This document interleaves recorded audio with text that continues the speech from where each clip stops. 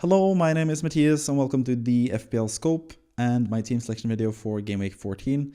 But before we take a look at my Game Week 14 plans, let's take a look back at what happened in Game Week 13, which was not the best game week for me. It was a pretty not so good game week overall, not that many points given out to the popular players in FPL, and likewise for me, kind of struggled this game week. Ended up with 41 points, which gave me a red arrow from around 170k down to 256k in the world, which is still not too bad. Pretty happy with that at this point of the season. 802 points. I still have all my chips left. Haven't used my wildcard yet. I'm still going to use that in Game Week 19, most likely, unless something crazy happens before then.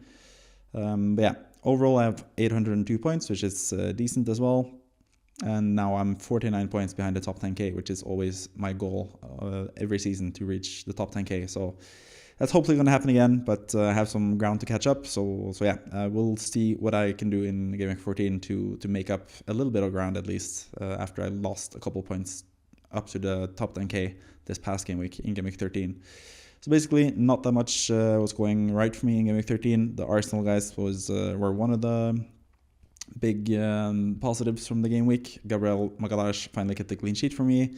6 points for him. He had 1 bonus point right as the match finished as well, but he lost that bonus point right after when Tomiyasu got some extra BPS points for some reason. Bukayo Saka ended up with 1 assist and some bonus points as well. So Saka, even though he has looked pretty terrible when it comes to just both the eye test and the underlying stats, he always just finds a way to get an assist or get involved somehow, and that gets him enough points in FPL. So 8 points from him, really happy about that, even though I'm not too excited about Saka as a prospect currently, but he still looks decent. And obviously Arsenal in the Champions League as well look way better than they do offensively in the Premier League, at least. So yeah, I'm really happy with Gabriel. At least I think he is still the best defender in the game, like I say all the time pretty much. But yeah, both those guys provided some points for me at least. Then we have my captain, Mohamed Salah. He got an assist in the end against Man City, but he got 2 points less than Haaland, who was the more popular captaincy option. But the other option that I was actually considering was Heung-min Son, who only got 2 points. He was really unlucky not to get more. He had a couple offside goals in the game where if he just has a little bit more of luck on his side, he's going to get those goals rather than being offside on those goals. So I think Son looked really good. I have no issues with keeping Son at all. I think he still looks good. Spurs still look good offensively. The only slight issue or worry potentially is the fact that Bentancur also is out now with an injury. He was sort of stepping up in the absence of Maddison, and after Bentancur got injured, I don't think Spurs looked quite as good as they did when he was playing. So Spurs were actually the better team against Aston Villa in the first half. Son should have probably scored, had an assist, almost had the assist pretty early for Kulusevski in a pretty open-ended game from the start of the match, really. But after Bentancur got injured, Spurs kind of fell down a level. But playing against Aston Villa is a tough task, and now they face an even tougher task with Man City away next week. But I still have faith in Son for the next few game weeks. Still going to keep him probably at least until the wildcard, maybe when the Asian Cup comes around game week 21, 22, 23-ish. I might have to sell him. I probably have to sell him because he's probably going to leave there and be away for a couple games. But for now, I really like Son as an option. Also have to talk about my 2 transfers. The one transfer that I did make at first was Mitoma to Palmer, and that was basically going to be my only transfer. I had 2 transfers available. I was just going to use the one and make or roll the other transfer for the Game Week 14. Because I figured I'd have a couple moves I wanted to do in Game Week 14. But then, right before the deadline, we got some news which ended up being false about Julian Alvarez not starting for City. And we also got news that Darwin was going to start for Liverpool. So I figured I probably want Darwin in Game Week 14 anyway, so I might as well just do the transfer if Alvarez is not starting. But then obviously 15 minutes later, after the deadline, we learned that Alvarez is actually starting rather than Grealish, because apparently Alvarez was set to be on the bench and Grealish was set to start, but then Grealish had some stomach issues and couldn't play, and that's why Alvarez came in as a starter. So for the long term, I actually think that the transfer, even though it cost me 1 point, I guess, is going to be beneficial in the end, because yeah, I think Alvarez is going to be rested at some point pretty soon. I think Darwin is going to play most games. He came on as sub in the Europa League match, so it seems like he's going to be more the league striker for Liverpool going forward. And that bodes well, I think, for Darwin, who has really easy fixtures. He has really good underlying numbers. And yeah, I just have a lot of faith in Darwin as a really good striker option going forward. Especially for those of you guys who have Ollie Watkins and are quite unsure if he's going to play or not. I would probably sell Watkins at this point with all the doubts about him being 50-50 to play on Sunday. I probably would do Watkins to Darwin myself, or Watkins to Isak, because I think both those players are really, really good. I'm going to discuss more about those players in the free hit draft that I have in this video as well. But yeah, other than that, this game week, Diaby and Cash, huge disappointments both for Aston Villa. Both got subbed off at the half. Cash got a yellow card as well in the first half for injuring Bentancur basically.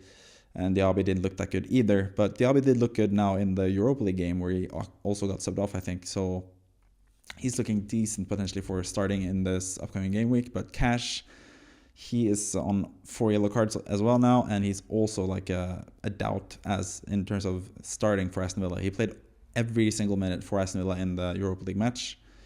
Or the Conference League match, I should say. And that does not bode well for him for starting in the Premier League. So I'm a bit worried about Cash. And also, Diaby is probably going to be sold as well, even though they have like a decent-ish fixture on paper in Bournemouth. But it's also a Bournemouth team that are improving, and it's also away from home where Aston Villa are kind of not as good as they are at home. So yeah, some issues there. Udogie also just got the 1 point. I started with him over Chimikas in the end, and Udogie couldn't really do much against Aston Villa. I conceded twice, and that was it basically. Really annoyed that a couple of weeks ago, like 4 or 5 game weeks ago, I sold Pedro Porro rather than selling Udogie, because Porro looks like a much better player going forward. So yeah, I kind of wish I could do that one back, but at the same time, Udogie also, I have a lot of value tied into him because I had him from game week 1 onwards. That's partly why I kept him, and that extra money is going to come in handy probably in game week 14, as we'll look at now. So let's move on to the game week 14 plans. So these are basically my plans right now. This current starting team is pretty good. Just pretty much every single player playing at home, apart from Cash, Diaby, Son in the starting 11. But both Cash and Diaby, most likely, well, Diaby is going to be leaving the team anyway. I think the one transfer that I'm going to do, no matter what, is probably going to be Diaby to Mbeumo, because I know Mbeumo's getting a lot of hype on FPL Twitter, or FPL X, if you want to call it that. And some of it is warranted for sure, because he has really good underlying numbers, so you know he's going to play every game, especially now in the upcoming schedule, which is really tough. They have really good fixtures. He's just a really good asset in general. I think Mbeumo is a really good asset, but he's not going to be like this essential, you have to have him sort of thing, probably. I don't know. I really like Mbeumo, but I think if you want to go with some differential pick, then go for it as well. But yeah, I think Mbeumo is just a really safe pick for now.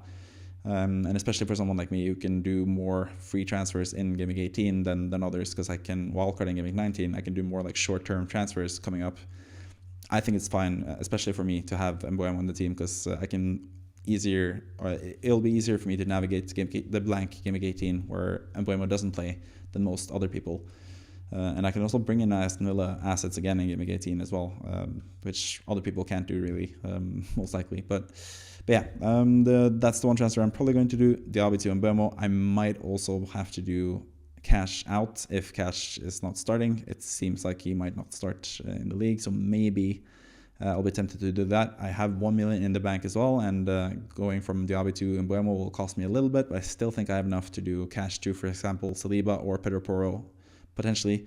But Pedro Porro is probably not the best transfer for this game week, so maybe I'll wait for 1 more week to do that. And Medicash as well, if he doesn't even start the game, he probably comes on for the last 30 minutes to play either right wing or right back, so maybe he can get some attacking points.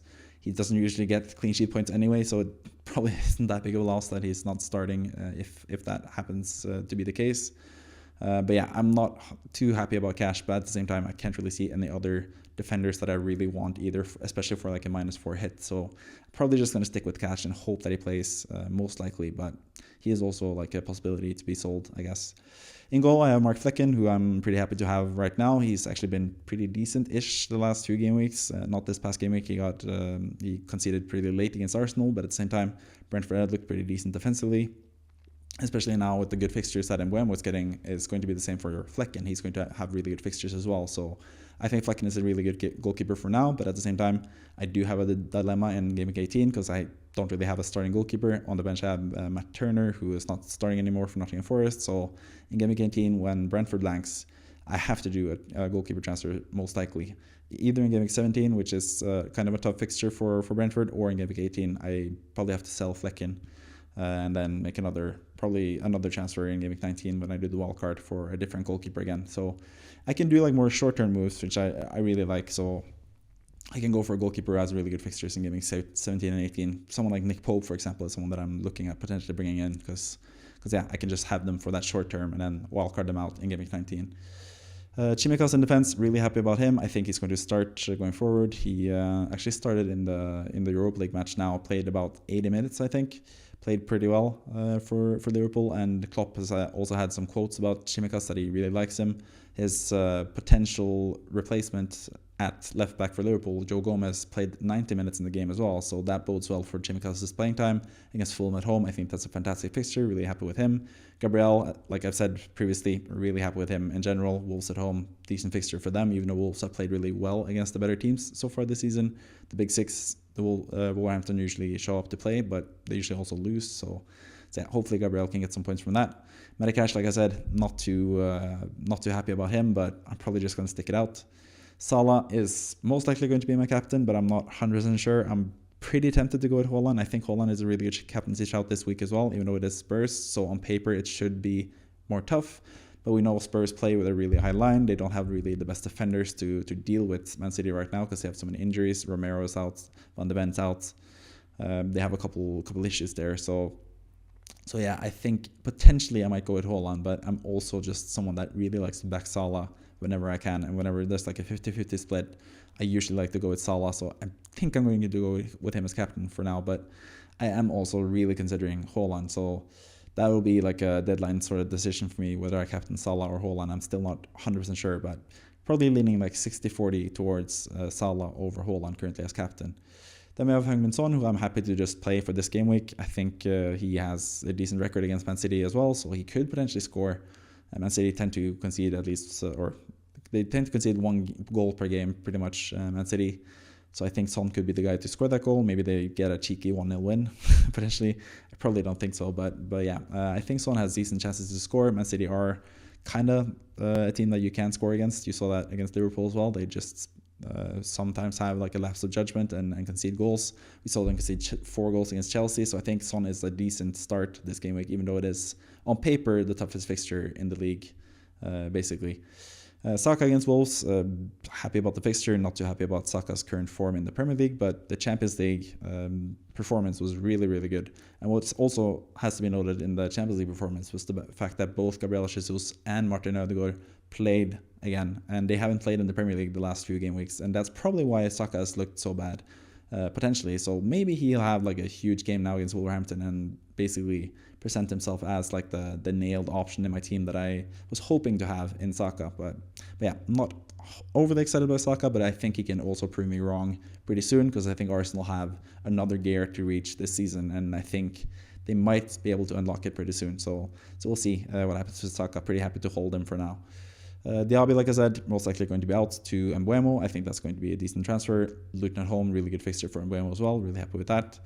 Cole Palmer, who I brought in last game week, I think now his really good game start. They have Brighton and then Man United, and people look at those two fixtures as like tough fixtures, but at the same time, we've seen Brighton concede in every single game so far this season in the Premier League, and we have also seen Man United concede a bunch of goals, especially in the Champions League. They have been really good in the Premier League the last few game weeks, but they've also faced really bad opposition, and Chelsea sort of turn up for these big games. So I think Palmer has a really good chance to score in this game as well, potentially get a penalty, potentially get an assist. So really happy with Palmer as well.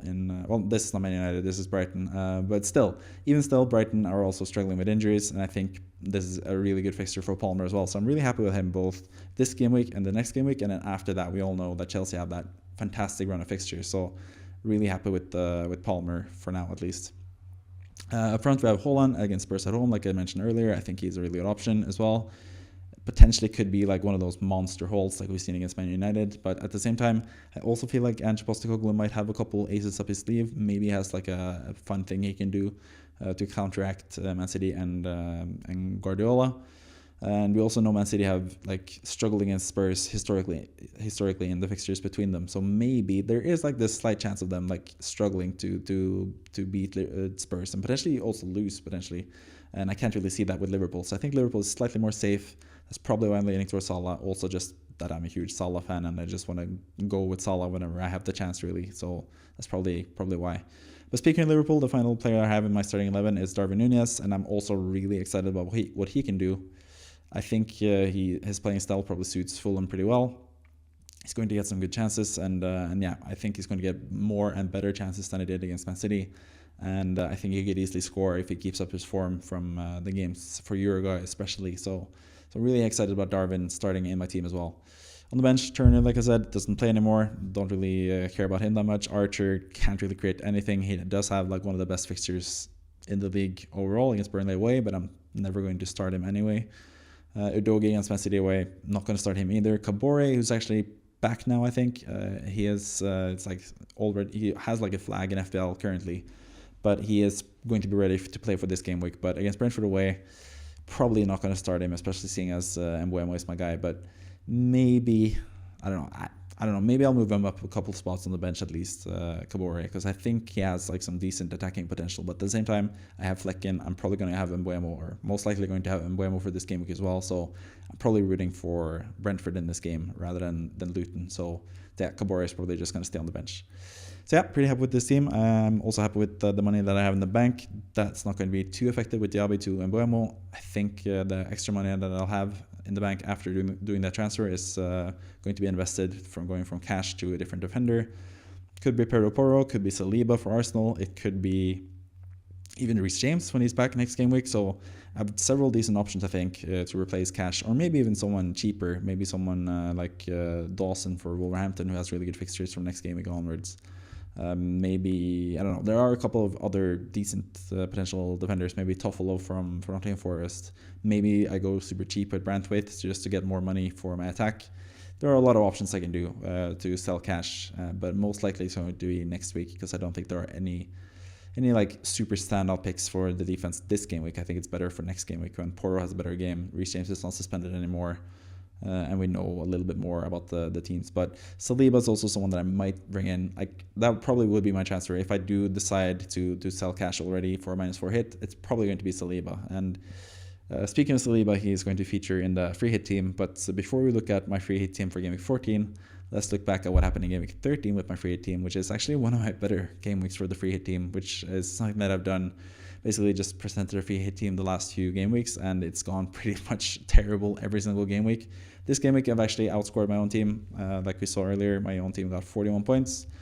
But my free hit proposed team for Game Week 13, as you can see, ended up with 54 points. So I would have earned 13 points if I did a free hit this game week with this team. But still, the team had plenty of spots where I'm not too happy about it. But yeah, let's go through it one by one. Johnston and Anderson, Crystal Palace, I thought they were going to keep a clean sheet against Luton, but nope. It seems like Crystal Palace are struggling defensively now for some reason. They couldn't keep a clean sheet even against Luton. They even lost the game against Luton, which is really disappointing. So yeah, bye-bye to Johnston and Anderson. I don't think Crystal Palace defenders are viable anymore because they have really tough fixtures. So yeah, not happy about them. Gabriel as well in the free hit draft with the clean sheet. Ait-Nouri really unlucky to get injured straight away for Wolverhampton against Fulham. I thought that was a good match, especially for Ait-Nouri, who's really offensively minded. But yeah, they conceded pretty early, and they also Ait-Nouri got an injury, which is going to keep him out for Game 14 as well. So anyone that brought in Ait-Nouri long term, really bad luck there, especially for you guys. I had Salah as captain, as I did in my normal team. I also had Haaland as vice captain, as I did, or I had Son as vice captain, but I had Haaland in the team as well. Then I had Saka with his 8 points, Bruno Fernandes with his 6 points, which is one of my actually, like, usually I list my 3 favorite differentials, one in each position, one defender, one midfielder, one forward. And it usually goes wrong. They're usually all blank, but this time at least Bruno Fernandes got some points. He got an assist for Martial. He also probably should have, or could have had, he did have a penalty, but he gave it away to Rashford. So if he had scored that penalty, he would have had so much more points. So yeah, he was a decent differential. Thomas Souček, who's just been scoring left and right, scored again in the Europa League last night. He just keeps scoring now, Souček, especially now with Antonio being out. He just gets into the box, into the right positions, and scores pretty much every game. So I think Souček is just a really good option in general, both on a free hit or as like a regular transfer. That's what I said last week as well with this free hit draft. So happy to see him score the points and get West Ham the 3 points. As a West Ham fan, I'm happy about that.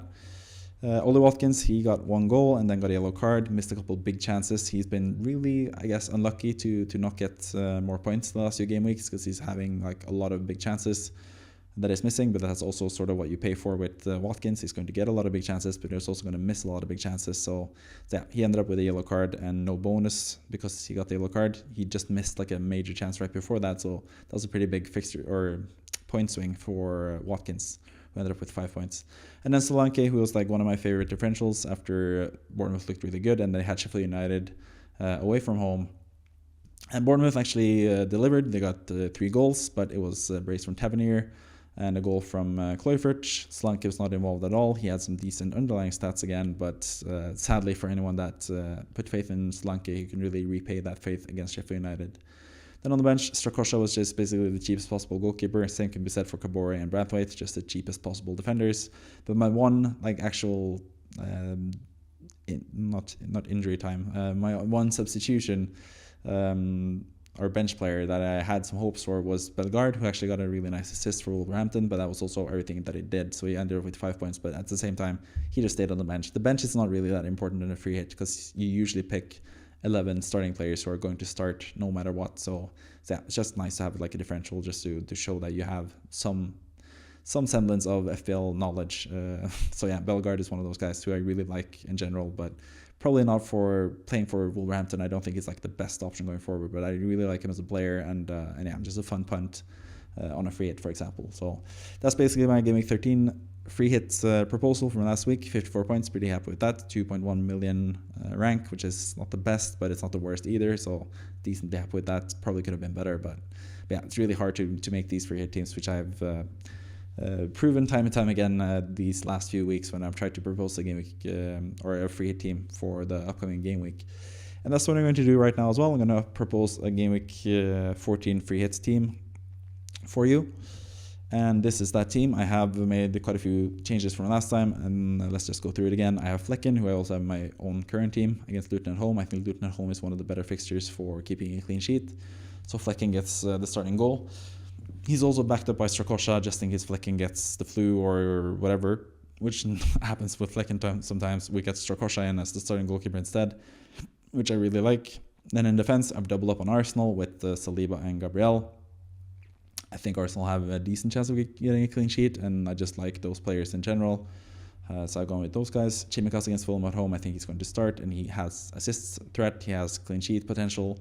But the clean sheet potential is probably not as high now with Alisson being out, but I think Kelleher, the backup goalkeeper, is also a really good goalkeeper, so I don't think it's going to be that big of a difference. But Alisson, obviously, losing him is always a disadvantage for Liverpool, so maybe not the best for Chimikas' clean sheet potential, but I think he has decent clean sheet potential anyway because they're playing as Fulham, which is a pretty poor team, and Chimikas can get some offensive points as well, like he did against Brentford 2 game weeks ago. So I like the look of Chimikas going forward. Salah and Holland as well. I don't have to mention them again because they are in pretty much every single team that I have, whether it's free hit, wildcard, normal team, any team. Salah and Holland are basically in it. Then we have Mbeumo, obviously, who I want to bring in this game week. He's my favorite differential among the midfielders. I really like him. I also kind of like Jeremy Doku. I think Spurs could potentially be there for the taking, and I think Doku is going to start, and I think he will feast on the pretty weak backline of the Spurs. So I think Doku is going to be a decent shout this week. I think Doku is just in general like a sort of underrated FPL prospect. I think most like seasoned managers in FPL kind of like look down on Doku in terms of being an FPL pick because of rotation and stuff, but I think Doku is actually preferred in most games for Man City and is so dynamic. He got 3 bonus points even without a goal or an assist last time around. He's just a machine. He's just fantastic when it comes to one-on-ones, dribbling past people. He had that monster haul not too far back either, and I think he has that in his potential as well. So I just really like Doku as a punt. Then again, I have Souček for the second game week in a row in my free hit team. He keeps just scoring every single game now, whether it's for the Czech Republic, whether it's in the Premier League for West Ham, or if it's the Europa League for West Ham. He just keeps scoring winning goals towards the end of the matches, and that's a good recipe for FPL success. So I just really like Souček, especially for the price that he is. Then up front, I really like Darwin, like I've said a couple times now. I think he's a really good option against Fulham at home, and I also really like Isak against Man United at home. So like I said to Kevin in the FPL Scope podcast, if Watkins is out, I'd be really confused as to whether I go with Darwin or Isak. I think I'm most likely leaning towards Darwin. I might be biased because I have Darwin myself, but I think Isak is a really good option this week against Man United at home. I think Newcastle can actually batter them at home. I think they have the talent to do that. I think also Man United have sort of been kind of like Chelsea, who Newcastle just beat 4-1. Kind of like Chelsea, Man United have been like super up and down, but mostly down. They haven't looked that good this season, and I think Newcastle can really spank them, and I think Isak would be at the forefront of that if that's the case. Then on the bench, I have Palmer, who I also really like, who I also have in my own team. Quite like him. I also have Kyle Walker, just in case Man City just run over Spurs. I think he's a decent option as well. And I also have Lascelles, who's like a cheap option.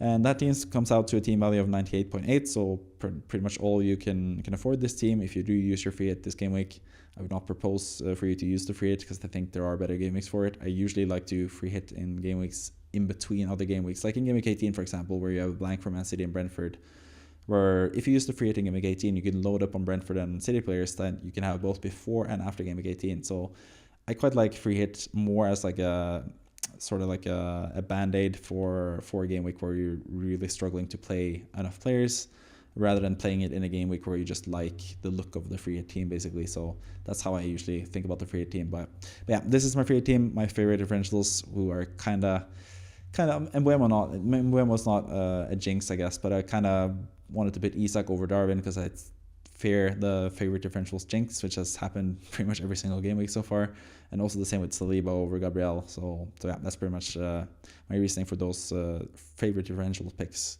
that you can see on the side there. And that's pretty much it for the team selection video and free hit drafts for game week 14. Hope you enjoyed the video. I hope you have a decent weekend. I'm going to have a pretty nervous or nerve-wracking weekend in general. Because on Sunday, my team in Norway, Vålerenga, play like one of the most important matches that they've had in my career as a supporter, because they might go down, they might get relegated. It's been a terrible season, so yeah, that's what's going to be happening for me on Sunday. So I'm going to be at that game rather than watching Man City, and that might also play into my captaincy decision, because I kind of want to see my captain play a bit, but at the same time, probably not going to watch much of Liverpool either, because I'll be at the stadium, because the game starts at 5 my time, which is 4 UK time. Which is basically at the same time as the Premier League matches are being played. So yeah. Either way, that was just some personal details about me. I hope you enjoyed this video, like I usually say, and like the video if you liked it. Subscribe to the YouTube channel if you haven't already, and I'll see you around for next week. And a bunch of FPL content coming up, with a lot of game weeks coming up as well. So really exciting times to be an FPL manager. So see you next time. Thank you and goodbye.